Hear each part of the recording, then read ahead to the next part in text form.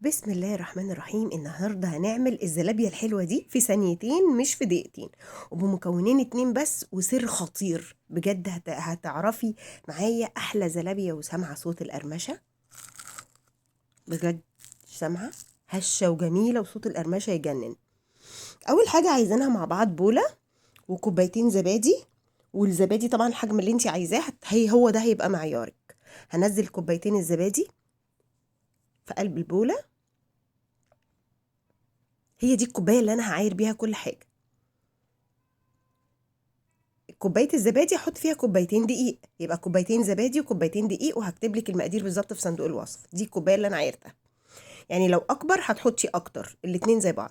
وذره ملح ومعلقه بيكنج باودر، وده سر الوصفه. بس كده، هو دي المكونات بس، مش عايزه اكتر من كده. اقلب كويس قوي، ممكن اعجنها بايدي لو انا مش متحكمه فيها بالمعلقه، اعجنها بايدي بس. ومش عايزه، وهعملها معاكي بشكل عشوائي ومش عايزه فيها افتكاسات.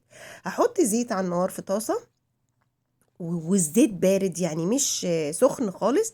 ابدا انزل، بصي اهو، بمعلقه وبزقه بمعلقه تانية عادي جدا. وبنزل الزلابيه بتاعتي او العجينه بتاعتي. طبعا سر خطير، احلى من الزلابيه اللي بتشتريها من بره بجد بكتير. تقدري تزوقيها باللي انت عايزاه، يعني بحاجات انا عملتها معاكي بمكونات بدائيه وكلها موجوده عندك في البيت.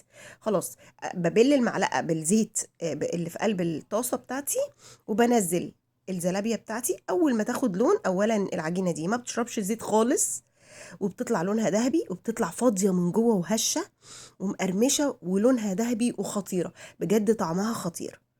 زبادي ودقيق ومعلقه بيكنج باودر وذره ملح وبس.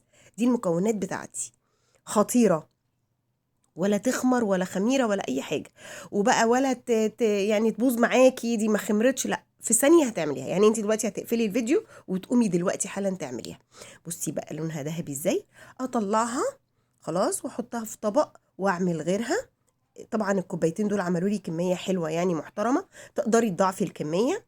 انا حبيت اعمل معاكي تجربه بسيطه، في نفس الوقت حاجه حلوه نفسك فيها بسرعه. تقدري طبعا تكوني مجهزه شربات تحطيها فيها، انا مش بحبها بالشربات، فهعملها بالقرفه والسكر. بصوا الهشاشان، بجد الهشاشان يا جماعه، والقرمشه، قرمشتها خطيره. حطيت الكميه التانية، وبرده هقلب لما الزيت يبرد. هحط الكميه التانية، ما احطوش وهو سخن كده عشان ما تستويش من بره تتحرق، ومن جوه ما تبقى مش مستويه. فلازم الزيت يكون دافي. تمام.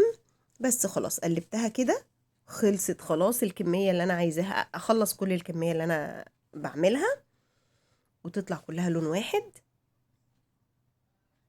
اهي. بصي جمالها. اقلب بقى فيها بس. خلاص، الله على لونها الذهبي وقرمشتها وهشاشانها من جوه. بجد بجد، لو جربتي الوصفه دي اعتمديها عندك واعمليها بقى في اي وقت حد يجيلك بسرعه كده، هتعملي احلى زلابيه في ثانيتين مش في دقيقتين.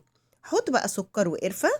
زي ما قلت لك، انا حابه اعملها حاجه خفيفه، طبعا بالشربات اللي بيحبها بالشربات. هكتب لك شربات في المقادير بتاعته في صندوق الوصف. بصي هشه ازاي.